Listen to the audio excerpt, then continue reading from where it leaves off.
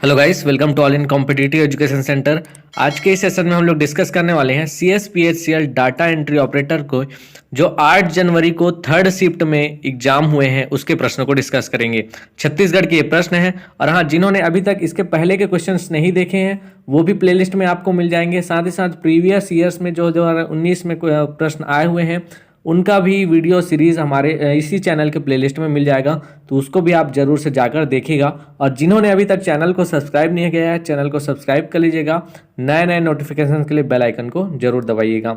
चलिए ज़्यादा देर ना करते हुए वीडियो स्टार्ट करते हैं। देखिए, पहला क्वेश्चन पूछा गया था कि दुर्ग जिले की स्थापना कब हुई थी। ठीक है, इस प्रकार अब स्थापना से संबंधित प्रश्न भी पूछे जा रहे हैं कि जिले की स्थापना कब हुई थी। आपको सभी जिले की स्थापना अब यहाँ से याद करते चलनी है। इसका जो सही आंसर हो जाएगा 1906 में दुर्ग जिले की स्थापना हुई थी। ठीक है, दूसरा क्वेश्चन पूछा गया था पुना नाम निषाद किससे संबंधित है। ठीक है, ये एक कलाकार है और ये किससे संबंधित है, इससे रिलेटेड प्रश्न पूछा गया था।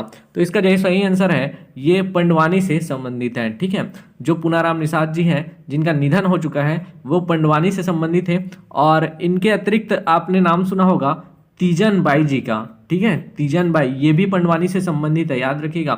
ये सारे नाम पूछे जा सकते हैं आपके आगामी एग्जामों में। शांति बाई चिलकने ये भी संबंधित है पंडवानी से। साथ ही साथ एक और नाम याद रखिएगा आप, उषाबाई बारले। ठीक है, उषाबाई बारले ये भी संबंधित है पंडवानी से।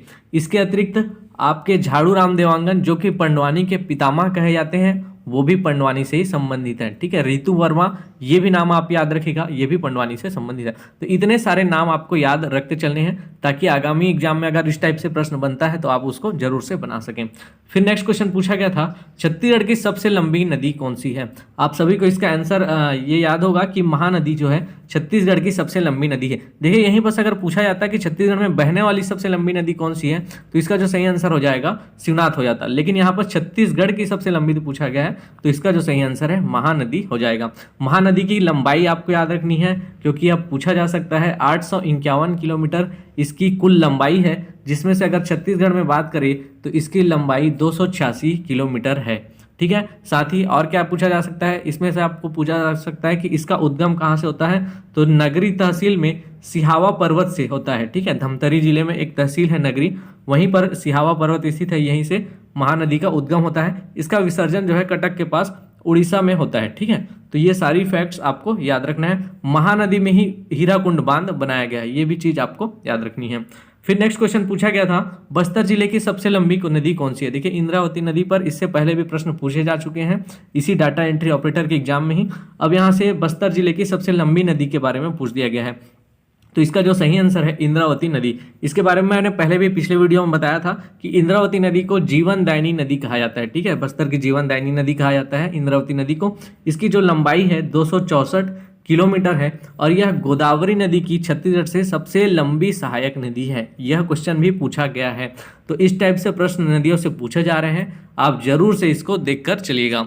फिर नेक्स्ट क्वेश्चन पूछा गया था छत्तीसगढ़ में गंगा मैया मंदिर कहाँ स्थित है। ठीक है, पर्यटन से लेकर भी प्रश्न पूछे जा रहे हैं और गंगा मैया मंदिर पूछा जा रहा है, तो यह बालोद जिले में एक ग्राम है झलमला ग्राम, यहीं पर छत्तीसगढ़ में गंगा मैया मंदिर स्थित है। तो इसका जो सही आंसर हो जाएगा, अगर जिला पूछा गया होगा आपसे तो बालोद जिला और ग्राम पूछा गया होगा तो झलमला ग्राम।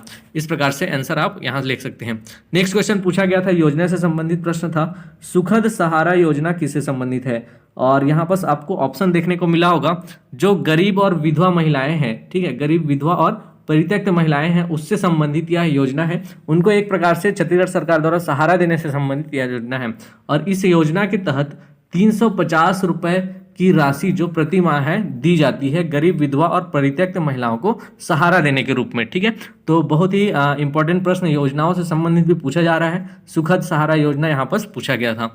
नेक्स्ट क्वेश्चन है कौन सी लोक गाथा है जिसमें महाभारत गाई जाती है। ठीक है, तो इसका जो सही आंसर हो जाएगा पंडवानी हो जाएगा। अभी मैंने आपको बताया कि पंडवानी से संबंधित कौन कौन से व्यक्तित्व हैं उनके बारे में। महत्वपूर्ण है तीजन बाई, शांति बाई चिलकने, उषाबाई बारले और साथ ही साथ झाड़ू राम देवांगन जी, सॉरी, इनको जो है पंडवानी का पितामह भी कहा जाता है। ठीक है, इससे संबंधित और यह प्रश्न पूछा जा सकता है कि इसमें मुख्य नायक कौन होता है, तो इसमें जो मुख्य नायक होता है भीम होता है।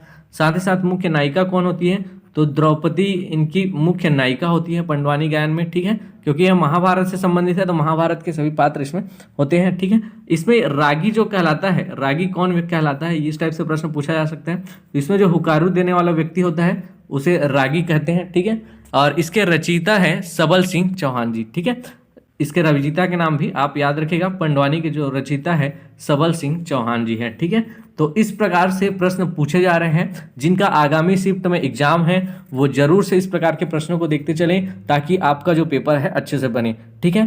तो धन्यवाद। इस वीडियो में इतना ही, आगे आपके लिए वीडियो आती रहेगी। धन्यवाद।